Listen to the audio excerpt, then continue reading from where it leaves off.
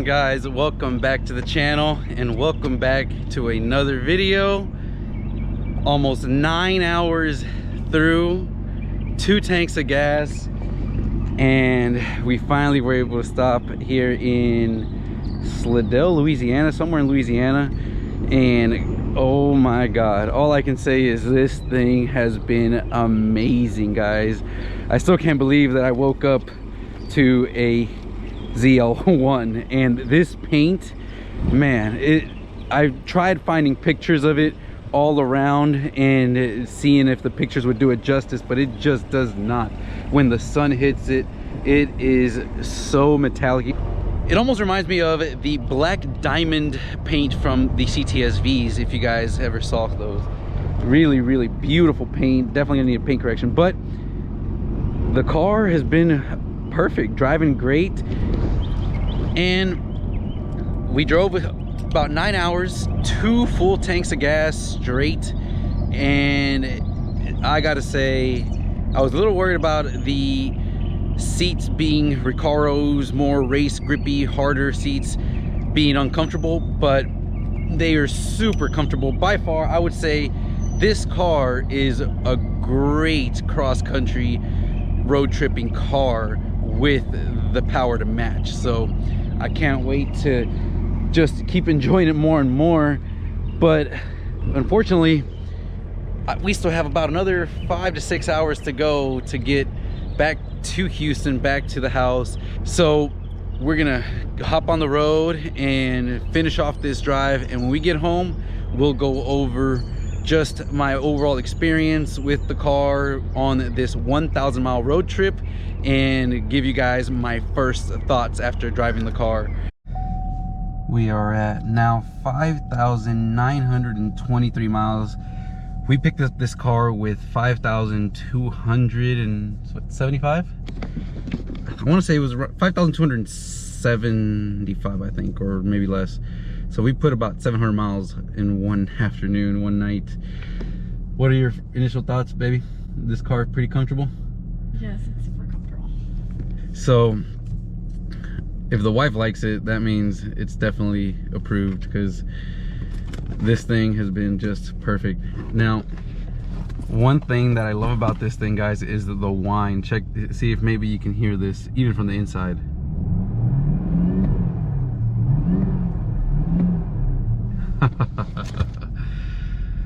That does not, I don't think that's ever gonna get old. But anyways, it's time to head out, probably grab something to eat, and then continue on our way back home.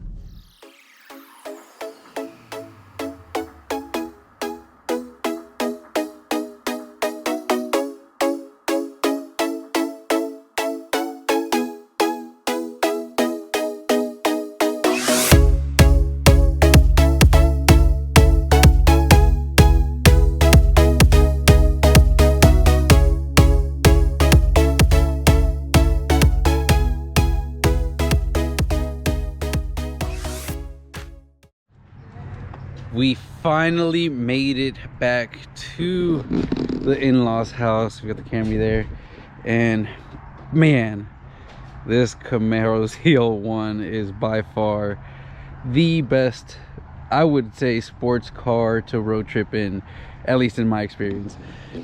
Those Recaro seats are extremely comfortable. The AC and heated option on those actually is fully functioning and works. That's something that you sometimes don't see when you see a heated and cooled seat. It doesn't really heat or doesn't really cool too well. The ones in the ZL1 are beautiful. Now, this car went through about 3 tanks of gas in 1,000 miles.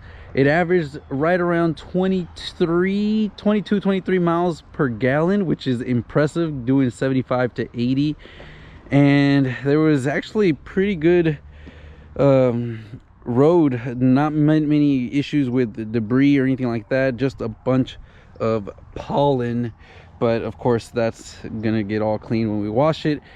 And one thing that I noticed that I'm definitely going to have to do, guys, is replace these Brembo brake pads with some Power Stop Z26 like I did in my SS, because this is 1,000 miles of straight driving, and even the brake caliper is completely coated in brake dust. The wheels are completely, basically brown, not gunmetal gray anymore.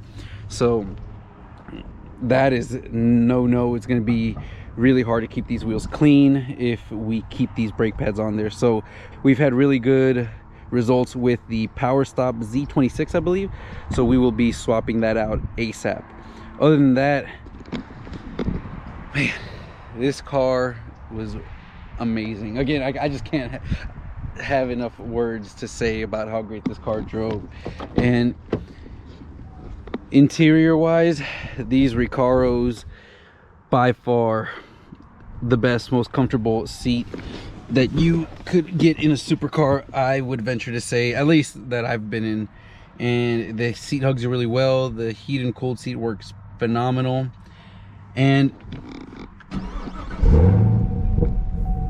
for those of you guys that are looking into a ZL1 potentially as a future car, make sure it's a 2019, only just for this feature here. This rear view mirror camera, guys, eliminates any and all visibility issues you could think of. Between that and the blind spot monitoring, that has all your issues completely taken care of. And by far, if I was to do this all over again, I would definitely make sure to get the 2019 because of this. Now I wouldn't get anything else like the 2020 or 2021 because the transmissions for those 10 speeds cannot be tuned. They have a different TCM, which is why I specifically focus on the 2019 Camaro, and that is basically the one that I want to get. Now, it's been about almost 36 hours, drove 8.5, almost 9 hours last night, and then just finished driving another 5 to 6 hours today, and the car never broke a sweat.